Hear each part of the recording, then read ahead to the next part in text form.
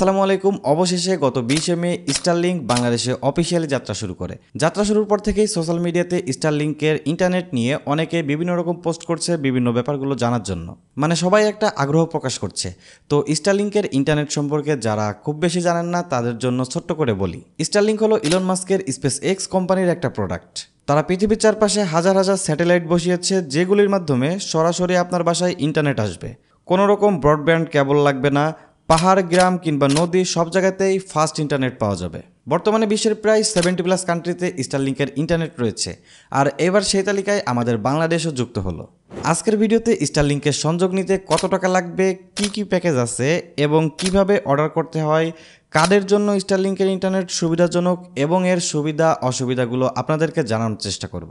স্টারলিংকের সংযোগ নিতে হলে শুরুতেই এককালীন 47,000 টাকা দিতে হবে। এই 47,000 টাকার মধ্যে আপনার সংযোগের জন্য যে ইকুইপমেন্টগুলো লাগবে সবকিছুই থাকবে, যেমন ডিশ অ্যান্টিনা, রাউটার ইত্যাদি, বাদবাকি যা যা প্রয়োজন।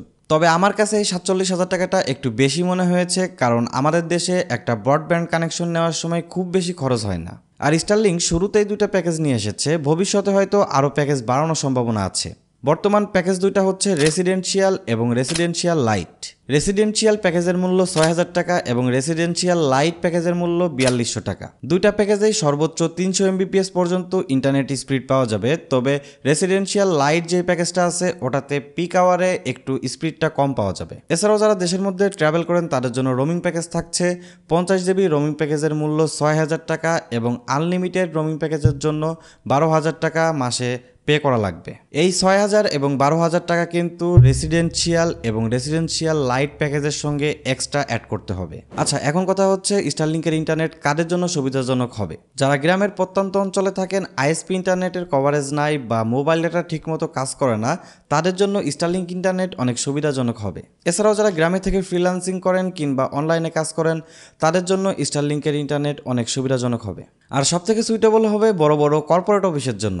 আর যারা শহরে ফ্ল্যাট বাসাতে থাকেন, তারা একটা বিল্ডিংয়ের কয়েকটা ফ্ল্যাট মিলে যদি একটা সংযোগ নেন তাহলে খরচ হয়তো কিছুটা কম হবে। যদিও এখনও শিওরভাবে জানা যায়নি এর রেঞ্জ কতটুকু হবে। যদি এর রেঞ্জ একটু বেশি হয় তাহলে কয়েকটা ফ্যামিলি মিলে এই সংযোগটি নিলে খরচ কম হবে, প্লাস মাসিক যে 4200 কিংবা 6,000 টাকা দেওয়া লাগবে ওইটাও অনেকটা কম হবে। এমনিতে 300 MBPS স্পিড অনেক বেশি, সাধারণ কাজগুলোর জন্য এত MBPS কখনোই প্রয়োজন হয় না। তো কয়েকটা ফ্যামিলি একটা প্যাকেজ নিয়েই ভালোভাবে ইন্টারনেট সুবিধা ভোগ করতে পারবেন। আমরা সাধারণত আইএসপিগুলো থেকে যে ইন্টারনেট সংযোগ নিই এগুলোতে খুব বেশি সংযোগ ফি লাগে না, 500-1000। আবার অনেক কোম্পানি আছে ফ্রিতেই কানেকশন দিয়ে যায়। এই হিসাব করলে স্টারলিংকের প্রাইজিং অনেক বেশি মনে হয়েছে। তবে যে কথা বললাম, কয়েকটা ফ্যামিলি মিলে যদি একটা সংযোগ নিয়ে চালায় তাহলে হয়তোবা খরচ অনেকটাই কম পড়বে।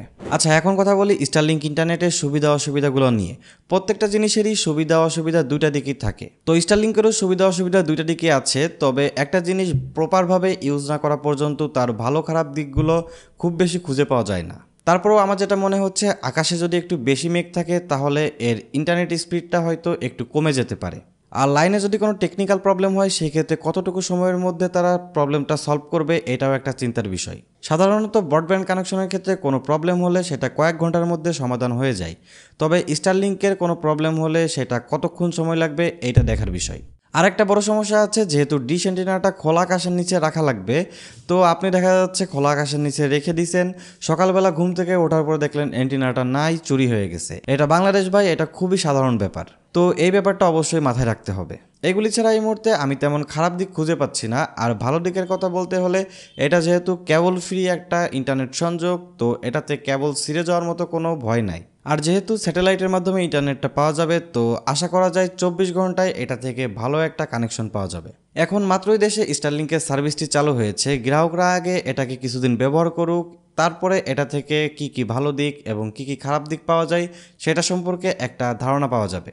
তবে স্টারলিংকের একটা ব্যাপার আমার কাছে ভালো লেগেছে, আপনি 1 মাস ব্যবহারের পরে যদি আপনি এই ইন্টারনেট থেকে স্যাটিসফাইড না হন তাহলে আপনি লাইনটা কেটে দিতে পারবেন এবং আপনার সম্পূর্ণ টাকাটাই তারা রিফান্ড করবে। তো স্টারলিংক ইন্টারনেট সম্পর্কে আজকের ভিডিওতে এতটুকুই বলার ছিল। ভিডিওটি যদি ভালো লাগে ভিডিওতে লাইক, কমেন্ট, শেয়ার এবং চ্যানেলটিকে সাবস্ক্রাইব করতে ভুলবেন না।